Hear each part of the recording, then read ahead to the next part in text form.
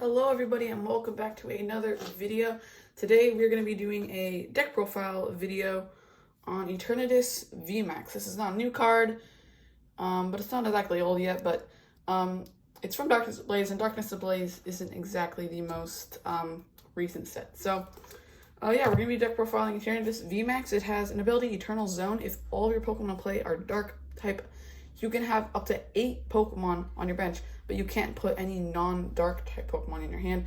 And of course, it has the Dread End attack for a darkness and a colorless that does 30 damage for each of your dark Pokemon in play. So you can do up to 270 damage with this thing for 2 energy. It's an absolutely ridiculous Pokemon, and it is definitely a very, very good Pokemon too. So yeah, so first, well, before I would just like to say that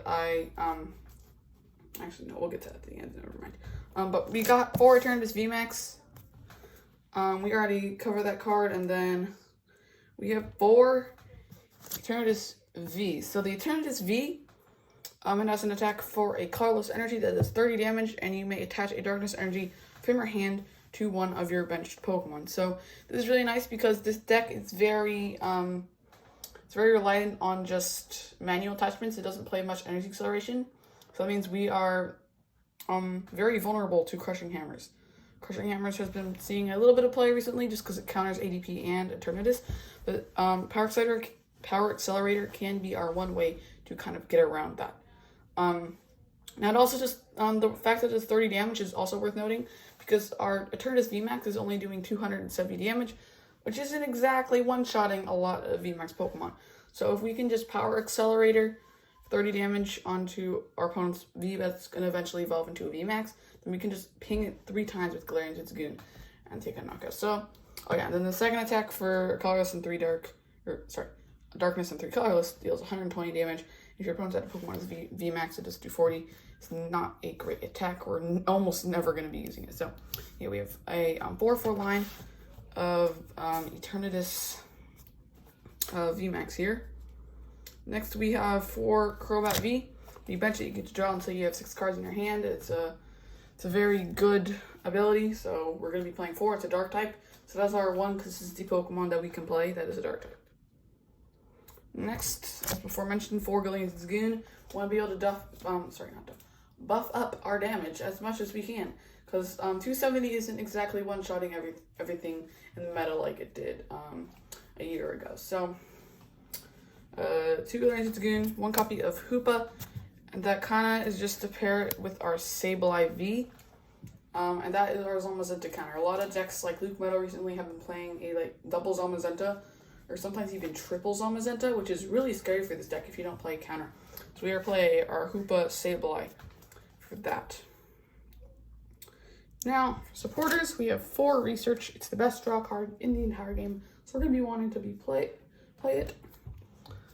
And then 4 Boss's Orders. Now, the reason for this is because against a lot of VMAX decks, since we're going to be faster than them and more consistent than them, we're going to be able to want to Boss's Orders up their V before it can evolve. So that's really just how we win. A lot of time against Centiskorch, we're able to get set up and play a boss faster than they can get their VMAX out. So Boss's Orders is going to be very good. And then we have 1 Marnie.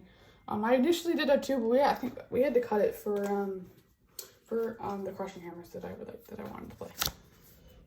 Next, 2 Viridian Forest. Since we are playing so many Crobats, it can be nice to have that way to just get a card that you don't want to use or can't use out of your hand, and you can search your deck for energy, so that's really nice. 4 Quick Ball, because it searches out basic Pokemon. You gotta play it. I don't think I have to explain any more than that. We have got 4 Great Ball, because it's just another Pokemon search card that we're going to want to play. So I just mentioned 4 Crushing Hammer, as in the mirror. The Crushing Hammer makes the mirror a lot stronger, being able to just Crushing Hammer off our opponent's energy.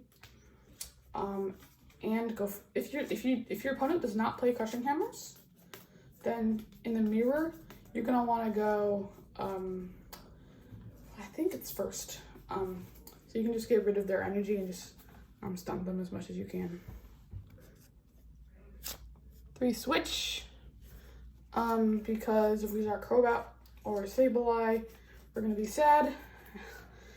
And in case we don't start Crobat or Sableye, we have 3 Scoop Up Net as well.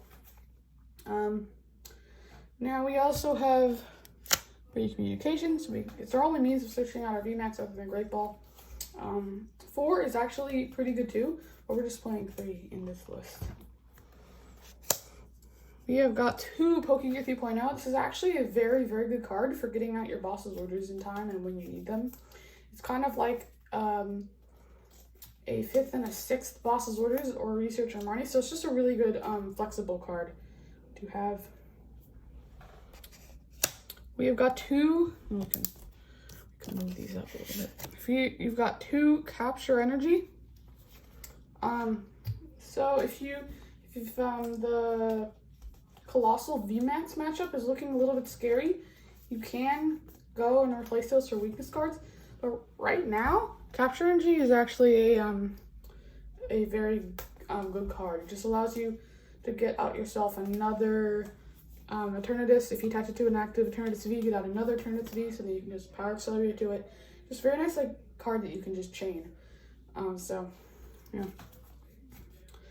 And then our energy, we have got a total of 6 Darkness Energy.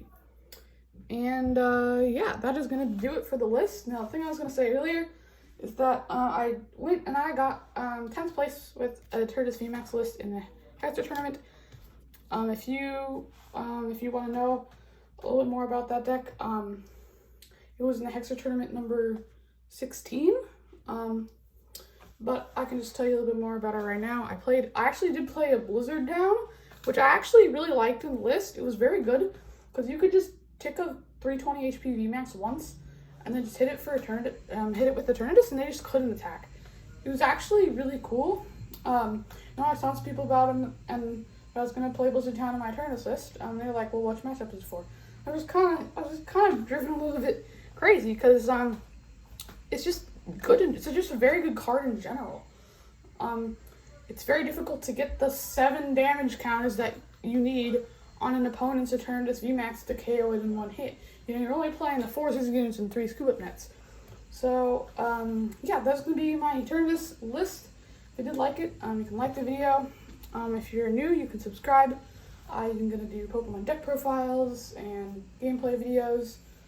And maybe some pack openings probably at some point. So, yeah, bye.